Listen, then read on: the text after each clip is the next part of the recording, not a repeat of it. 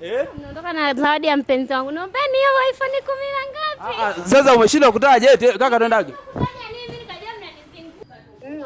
Salama za kwako? Salama. Zawadi yako hapa kidogo inabidi nikupatie. Upo wapi? Niko Beako. Uko Beako ukumbini. Umeshatoka chuo?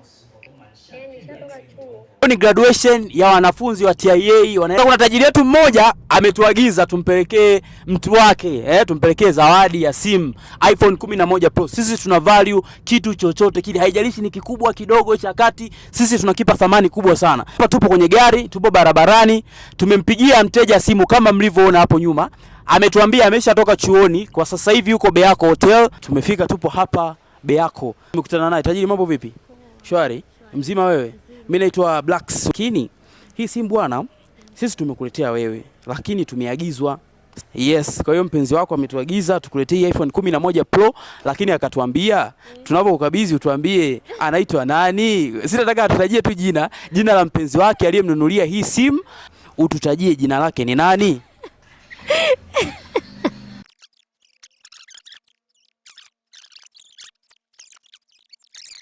Wapo wengi kwani? Sina watu wengi. Unao wangapi? Mmoja tu. Unaye mmoja tu? Sasa kama mmoja, kwa nini unarudi kututajia? Isaya. Nani? Isaya. Taja kwa sauti sasa watu wasikie.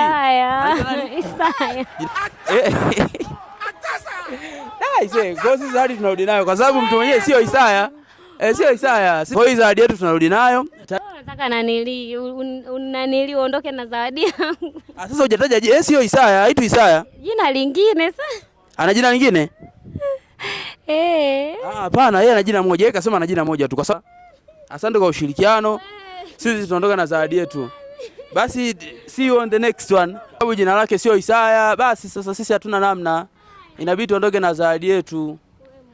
Kweli sio Isaya, haitu Isaya. Sisi tunaondoka na zawadi. Wewe aliyetuagiza, lakini ametaja kwa maana kwenye jina la pili, sio jina la kwanza. Yeye alisema nataka ataje wa kwanza. Kwa hiyo sisi tunaweka zawadi yetu. Ushafeli dada. Sasa siri. Jamani, si nimesema pili. Yani nimesema hivi. Mara kwanza umesema nani?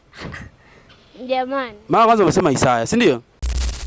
Sasa mara ya kwanza ulisema Isaya. Sasa hauna mpenzi mwingine zaidi? Mpenzi wangu. Sasa kwa nini usiseme Gusoni? Sasa si jamani, nikajua nyinyi mnanizingua. Hamna, kwa sababu sasa ndo basi isha feli hiyo, si ndio? Bye. Sisi kwa serious. Mimi nikajua mnanizingua. Sisi kwa serious, bye bana.